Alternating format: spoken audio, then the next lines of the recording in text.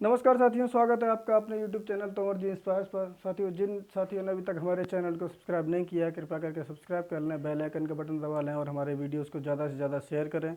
Video को अंत तक जरूर देखें ताकि जो ज्ञानवर्धक जानकारी हम आपके लिए लेके आए, इतने कंटेंट ढूंढ ढूंढ के आपके लिए तैयार करते हैं, उससे ज़्यादा से ज़्यादा लोग लाभान्वित हो सकें, इसीलिए आप ज़्यादा से ज़्यादा उसको शेयर करें। साथियों, चलिए समय ना खराब करते हुए हम आगे चलते हैं। क्या सेशन है, क्या चीज़ है, जैसा कि आपको हमारे थंबनेल में दिख रहा होगा कि हमने थंबनेल आज का दिया है कि भारत में दिवाली और चीन को हुआ लाखों करोड़ों का नुकसान। अब भारत में दीपावली है और चीन को नुकसान हो रहा है, इसका क्या कारण है, कैसे कैसे सारी बातें हैं, चर्चा करते हैं साथियों विस्तृत रूप से। फौरी तौर पर आप जान लीजिए कि देश में करीब इस बार 3.75 लाख करोड़ रुपए का रिकॉर्ड कारोबार हुआ है। छठ पर्व आने तक इसमें 50,000 करोड़ रुपए इजाफा होने की संभावना है। CAIT federation of all India traders, जिसको इसके बारे में चर्चा करेंगे क्या ये सारा डाटा है, इसमें क्या बताया गया। CAIT के अनुसार इस वर्ष बाजार में चीन की हिस्सेदारी और उत्पादों की बिक्री घटी है। इस सब के क्या कारण है, उसमें मेन चीज़ों में बात कर लेते हैं। भारतीय उत्पाद सबका उस्ताद मुहिम जो है, इसने महत्वपूर्ण भूमिका निभाई है। मेक इन इंडिया मुहिम ने महत्वपूर्ण भूमिका निभाई है और वोकल फॉर लोकल ने भी इसके लिए बहुत ही महत्वपूर्ण भूमिका निभाई है। कुल जमा बात यह है कि इस दीपावली के सीज़न में हमने जो चीन के उत्पादों की खरीदारी भारत में रिकॉर्ड तोड़ हुआ करती थी, उसको काफ़ी हद तक कम करने की कोशिश की और कम किया भी है। और अगर यही सब चलता रहा तो आने वाले समय में चीन की हिस्सेदारी बहुत कम हो जाएगी। चलिए साथियों, इसी के साथ आपको बताते चलें कि दीपावली के इस त्योहारी सीजन में देश में करीब 3.75 लाख करोड़ रुपए का रिकॉर्ड कारोबार हुआ है। प्रधानमंत्री नरेंद्र मोदी की वोकल फॉर लोकल अपील के असर से चीन को करीब 1 लाख करोड़ से अधिक रुपए का नुकसान हुआ है। चीन को 1 लाख करोड़ से अधिक रुपए का नुकसान हुआ है और देश के व्यापारियों की सबसे बड़ी संस्था CAIT ने यह कारोबार का आंकड़ा दिया है। यह आंकड़ा धनतेरस, छोटी दीपावली और दीपावली के तक के कारोबार का है। भाई दूज और छठ के आंकड़े जब इसमें जुड़ जाएंगे करीबन इसमें, तो इसमें करीब 50,000 करोड़ रुपए का और इजाफा होने की संभावना है। त्योहारी सीजन है साथियों, इसके बाद शादी ब्याह का सीजन चलेगा तो यह आंकड़ा और भी ज़्यादा ऊपर जाने की उम्मीद है। इसी तरह चीन को होने वाले नुकसान में भी वृद्धि होती जाएगी, क्योंकि जैसे कारोबार बढ़ेगा और चीन के सामानों को कम खरीदा जाएगा, उसके तुलना में भारतीय सामानों को ज़्यादा खरीदा जाएगा, तो चीन ने जो अनुमान लगा रखा था भारत से इतनी आमदनी हमारे यहाँ आएगी, तो उसमें काफ़ी कमी होने की संभावना है। CAIT ने बताया कि इस वर्ष बाजार में चीन की हिस्सेदारी घटी है, उसके उत्पादों की बिक्री जो है काफ़ी घट गई है। देश भर में धनतेरस से लेकर दीपावली तक सजावट के सामान, सोना चांदी, खाने पीने के सामान और गाड़ियों की बम्पर बिक्री होती है।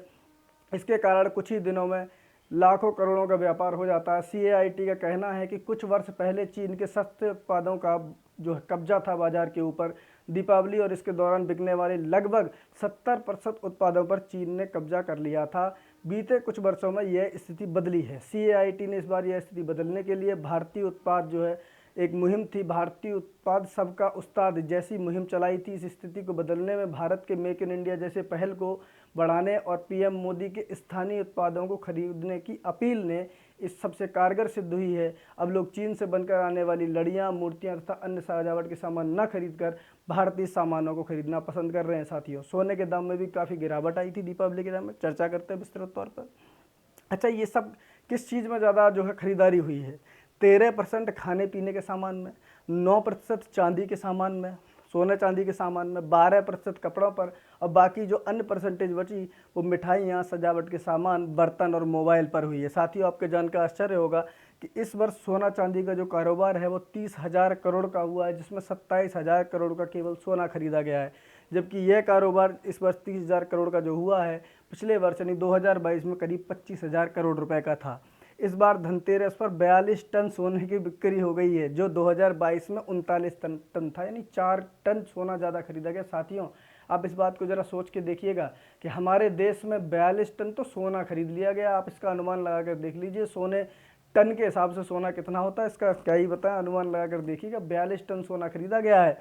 इसी के साथ और आपको बताते चलें थोड़ी सी कि रूपा गांगुली और गौरव खन्ना जो है आ सकता है एग्जाम्स में।